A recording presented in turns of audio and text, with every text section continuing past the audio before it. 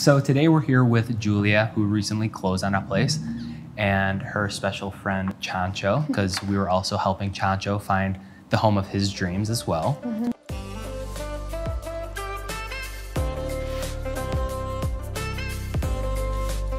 So first things first, tell us a little bit about yourself, what you were doing before, where you were living before you decided to purchase, all that stuff.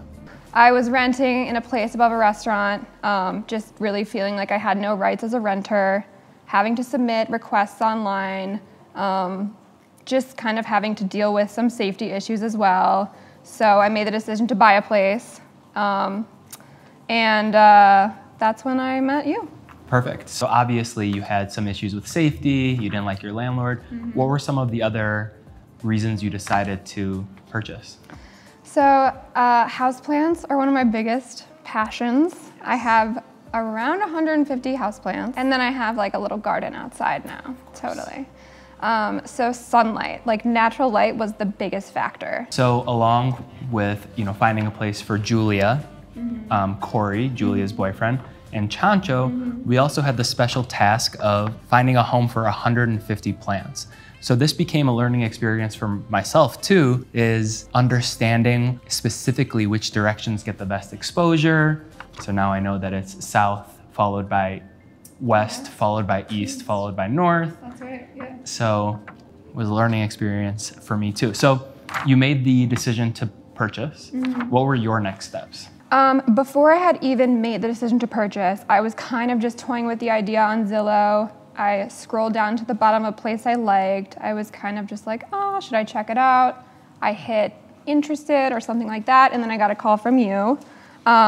Decided to go see it, brought my mom along.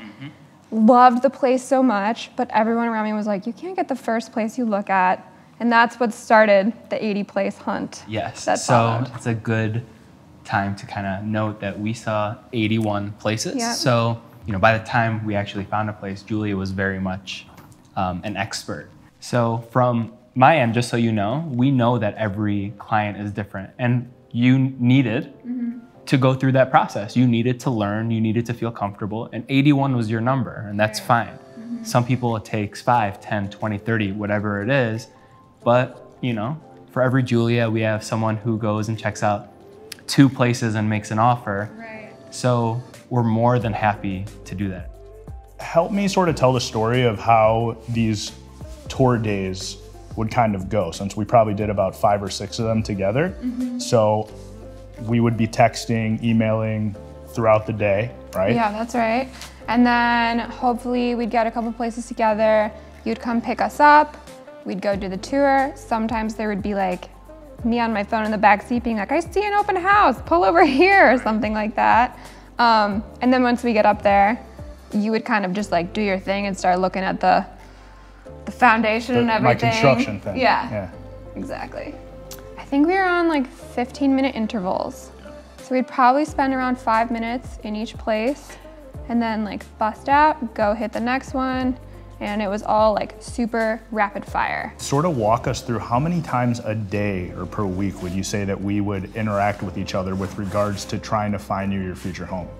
Well, I think that there's like no other appropriate situation where you would text a near stranger so often at so many different times of the day, sometimes in like a near panic of being like, here, there's an open house, come meet me here. Well, the reality is though, I mean, like you said, you looked at what? 81 places. When something comes up, it's go pretty time. urgent. Right, exactly. Yeah. You lost out on a couple places too along the way, right? Yeah, so we were in contact like kind of 24/7 in some capacity. So here we have a list of all 81 places. I took the liberty of piecing together everything and going through all of them. There's embarrassing 5 pages. Yeah. I had high standards. No, and it's fine. We were happy to do it. Yeah. So in looking back, and I remember now, of course, we went from looking at condos, then we spent some time looking at 2 and 3 flats. That's right. And exactly how that would look for, you and Corey and Chancho right. here. So tell us a little bit about that whole. Well, I mean, I think as you're searching for a house, it's really easy to get ahead of yourself and start thinking about these hypothetical situations and wanting more and more and more, kind of. So once we started looking at 2 flats, while that would have been a great idea, I don't know if at this time in my life I'm ready to be a landlord or ready to take on that much more of a project. But it was cool to go check out, definitely. And then sort of towards the end again, I started to realize, I kind of just want a condo, I want to move in, and I want to like be done. But tell us about some of the stuff you learned just off the top of your head, because I know you learned a lot. Yeah, so in the beginning, a lot of the places that were right around my price range and had amazing natural lighting and were in amazing neighborhoods were built out of split face block, which is a big no-go for Ben. Split face block, I've learned, is not a very well sealed. It's a porous, cheap material that can cause a lot of problems down the road if it's not maintained properly. So we basically had to cut that out. And then moving forward, the first place we put an offer on wound up having some pretty significant infrastructure issues where the floor was literally sinking. What else did you learn as we were touring, all of these properties?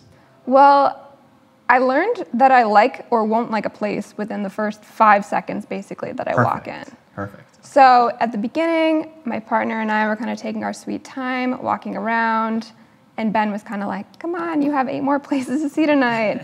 And then it kind of like changed to you being like, you have to spend more than 1 minute in here. These people just came to show you this place. Yes, Yeah. Julia started ripping the other agents' hearts out. Yeah, got a little brutal there. So, we kind of zeroed in on Logan Square by the end of, our process. Why were we so keyed in on Logan Square, in your opinion? I wanted to move to a neighborhood that wasn't already super saturated, specifically with real estate taxes. I know that Logan is definitely getting there by now. A lot of my friends live there. It's where I eat, it's where I go out, it's where I get my coffee and basically do everything social. So it's really fun to be by all of that action. We searched for a while, and then we ran into a couple snafus where we got outbid a couple times. Talk us through that a little bit. That was pretty heartbreaking. Yeah. So there were 2 places I thought would have been my dream homes. And by this time, we had made a couple offers, so I was feeling pretty confident. I no longer had the buyer's jitters and wanted to talk through a DocuSign or anything like that. I was just like, let's go, let's do this. But we got outbid somehow, some way, and it was just super discouraging and hard to move on from there, honestly. So after, you kind of got over the initial hit, what happened next? How did you bounce back? I just hit the ground running, and I was checking Zillow and Compass 6 times a day. It was obsessive at this point until finally I found a couple places that I was like, maybe this will work again, and then boom. So towards the end of the process, instead of me showing you 6, 7, 8 places on a given day, we kind of started sharpshooting. Exactly, yeah. So Julia, by the end of this whole process, was able to tell between pictures and HOA documents and the homeowner's assessment and taxes and exposures, we were able to only see stuff that, had a really good shot. So we probably saw 60. We got outbid on 2. We had one really, really shady experience, which we don't need to go into. And then, kind of took a break for the holidays. And then we just went full steam ahead, saw 20 more places. And then finally hit it with, your place now, which is a beautiful 2-bedroom, 2-bath. 2-bed, 2-bath. Top floor? Second floor. Second floor. But I have this gorgeous roof patio type thing and a garage. So how long have you been at your new place? About 2 months now. So you're at North and Rockwell. Tell us a little bit about your neighborhood and what you like about it. Well, living in my new place compared to my old place is like a 180 flip. It's the most peaceful, incredible thing. I'm 2 blocks from the 606. Walking my dogs is like so easy now in comparison. There's tons of other dogs in the neighborhood, tons of like new restaurants and coffee shops kind of opening up as time goes on, and it's just really fun to get to know the area. You know, while we're here together, why don't we give the viewers some tips about how to keep your plants alive in an apartment, in a condo? Absolutely. So if you're choosing plants, you really want to think about your lifestyle. If you're someone who is gone a lot or is just honestly not going to pay attention to them, and you have good bright light, you might want to think about cactuses and succulents because they don't need a lot of care. You're going to water them every 2 weeks in the summer, once a month in the winter. If you want a more lush and tropical vibe, you can go with some ferns. Those are typically pretty easy. But yeah, I would say the best test is the finger test, and just touch the soil. If the soil's wet, you're good.